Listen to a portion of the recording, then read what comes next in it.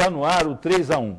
Hoje nós vamos discutir as rebeliões do mundo árabe em oposição aos regimes autoritários que existem naquela região do planeta. Depois do Egito, a crise agora está na Líbia, com a população revoltada contra o ditador Muammar Gaddafi. Para falar sobre esse assunto, convidamos um repórter da BBC, Paulo Cabral, o vice-presidente do Instituto de Cultura Árabe, Muhammad Habib, e a diretora do Centro de Estudos Árabes da Universidade de São Paulo, Arlene Cremecha. Antes, nós vamos assistir a uma reportagem sobre o assunto. A onda de manifestações pedindo democracia no mundo árabe começou na Tunísia, onde o presidente Ben Ali, que estava há 23 anos no poder, caiu depois de um mês de fortes protestos na capital, Tunis. No Egito, nem a proibição de manifestações, em vigor há décadas, impediu que jovens fizessem convocações pelo Facebook e iniciassem uma série de protestos que culminaram com o fim da ditadura de Hosni Mubarak, que durou 30 anos. No Iêmen, o mais pobre dos países árabes, quase 15 dias de manifestações já resultaram em vários mortos e dezenas de feridos na capital Sanaa e outras cidades do país. O presidente Abdallah Saleh afirma que não vai renunciar. No Bahrein, um dos menores e mais ricos países árabes, governado pela minoria sunita, 300 mil pessoas saíram às ruas pedindo mais poder para o parlamento e mais atenção à maioria, que é xiita. O governo reprimiu com violência a tentativa de manifestantes ocuparem uma praça na capital do país, deixando vários mortos e dezenas de feridos. Na Argélia, o governo colocou mais de 20 mil policiais nas ruas para impedir que os manifestantes ocupassem o centro de Argel, a capital do país. As manifestações também passaram pelo Iraque, onde a população protestou contra a corrupção em governos regionais, e pela Jordânia, onde uma multidão pediu mais poder para o parlamento e entrou em choque com os simpatizantes da monarquia. E depois de 40 anos no poder, também o coronel Muammar Gaddafi, ditador da Líbia, enfrenta uma rebelião exigindo a sua renúncia. Imagens feitas por amadores chegam à internet mostrando protestos. A violenta repressão aos protestos já provocou a morte de centenas de pessoas. A cidade de Benghazi, segunda do país, está nas mãos dos manifestantes. Gaddafi ameaça com mais repressão e diz que não renuncia, preferindo morrer como mártir. Nem o fechado regime dos ayatolás escapa dos protestos. No Irã, que é de origem persa, manifestantes e milicianos da Guarda Revolucionária entraram em conflito em Teherã. O regime diz que vai processar por traição os líderes oposicionistas. Professor Muhammad, o senhor que é egípcio, acompanha o que vem acontecendo no mundo árabe. O que de fato ocorre? É uma revolução democrática? É uma crise daqueles regimes que pode resultar em novos regimes autoritários? O que se passa naquela região? De fato, é a soma de tudo isso, mais ainda outros componentes. Porque nós estamos falando de um processo que teve início, pelo menos, a partir da Primeira Guerra Mundial para cá.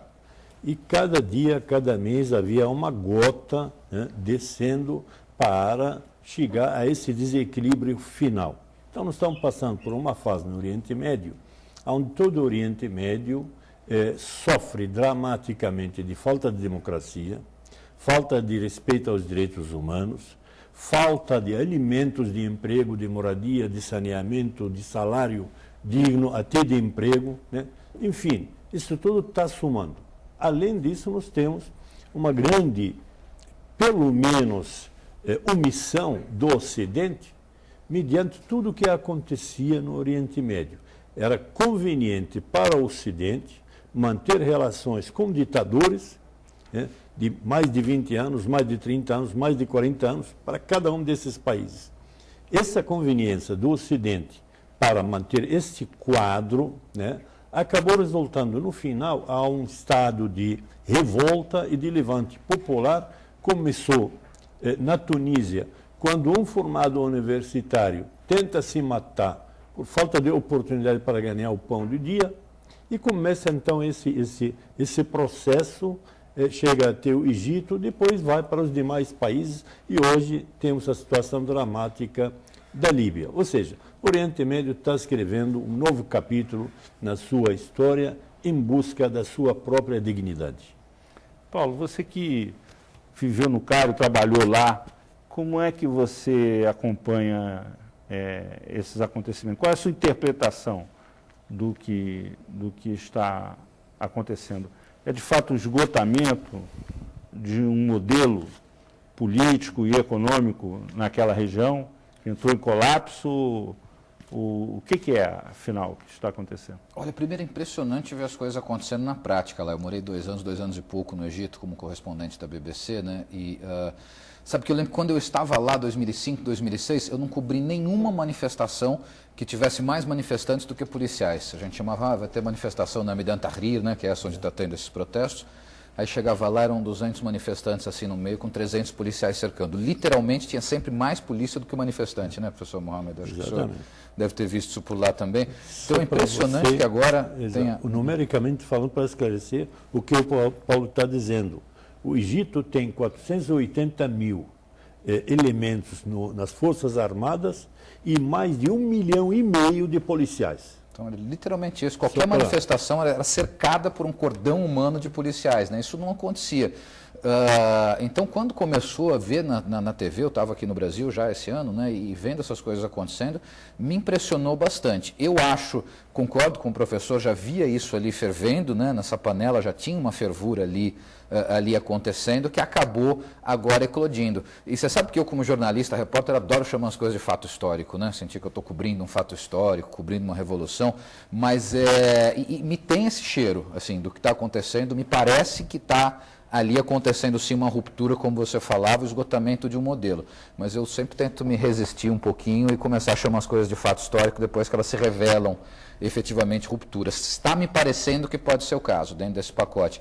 E aí, só para completar do que o professor falava também, e eu acho que uma coisa que pesou muito foi a questão da economia, né? Assim, estava um problema econômico por ali, a crise 2008, 2009 bateu forte naquela região, e de onde eu lembre, nunca teve grandes protestos, revoluções, confronto na rua, quando o pessoal estava com bastante dinheiro no bolso, né? Então eu acho que teve esse fator subjacente da economia fraca também, que acabou transbordando essa panela que já vinha fervendo.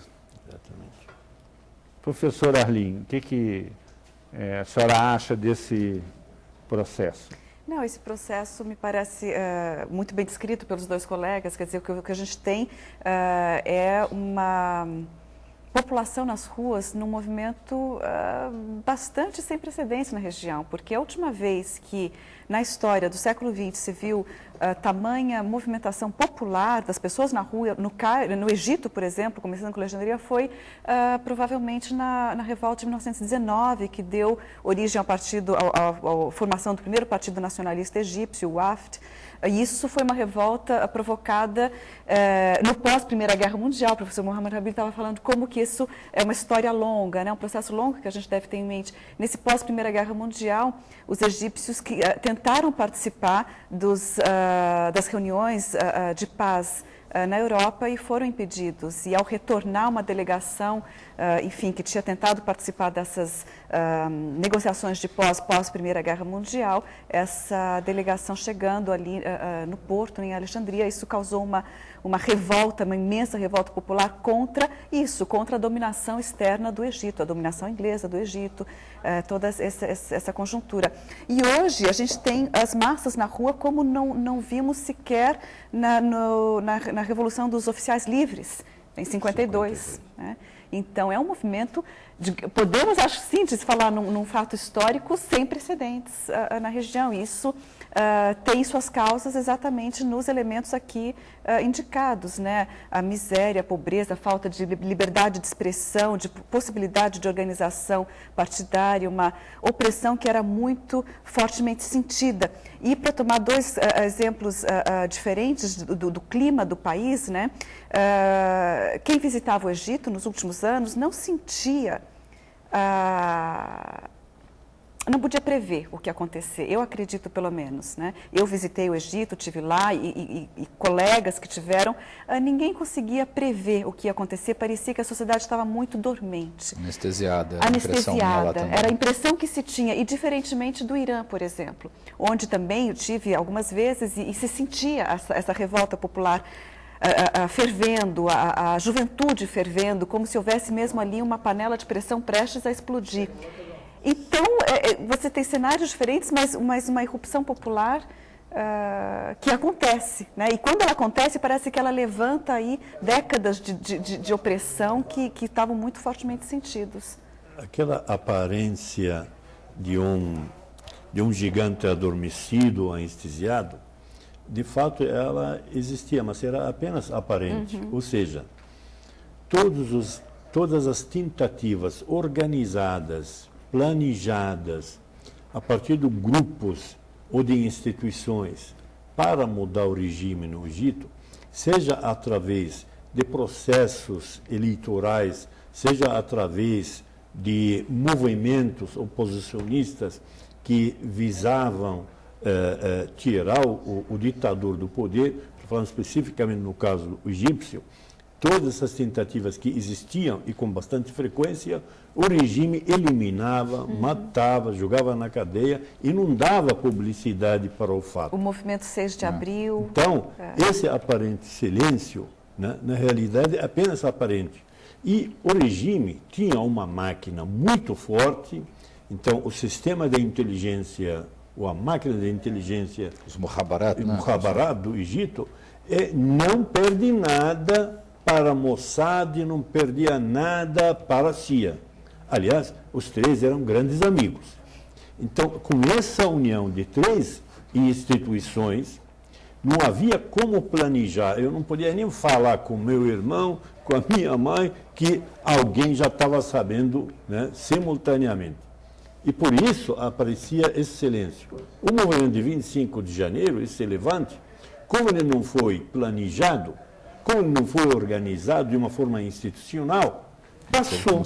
Eles não perceberam. E aí aconteceu. Porque os Mukhabarat que a gente falou é a palavra que todo árabe conhece e teme, né? Seria araponga em português, eu acho que seria a melhor tradução, né?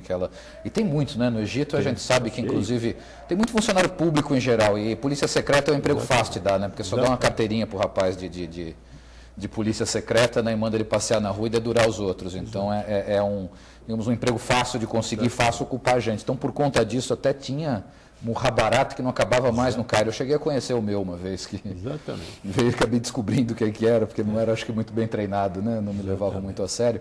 Mas, enfim, agora eu acho que um fator interessante, que eu tive essa impressão no Egito, é que também eu acho que houve alguma abertura no Egito em termos políticos nos últimos anos, professor. Isso eu queria a opinião do senhor até também, saber o que o senhor acha, mas eu tive a impressão de ter visto lá alguma abertura política nesses últimos anos até esse movimento de 25 de janeiro.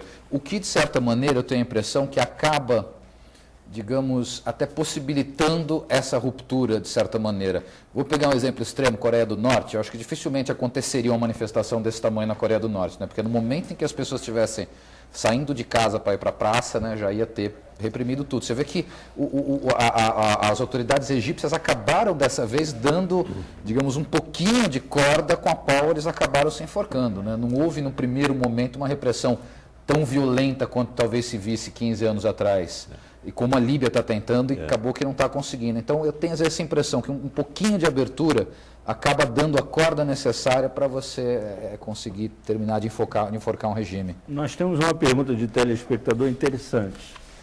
A dúvida é mais uma insegurança de se a busca pela democracia não vai reverter em ditaduras islâmicas lá também, né? Eu acho que a pergunta é bastante oportuna, porque, de fato, a grande mídia, né, do Ocidente, ela já vem colocando essa questão e acredito até induzida, né, pelas mesmas instituições que nós acabamos de citar, aonde o interesse, principalmente dos Estados Unidos, não é isso. O interesse dos Estados Unidos é continuar a manter a sua hegemonia no Oriente Médio, mesmo através de ditadores e regimes antidemocráticos.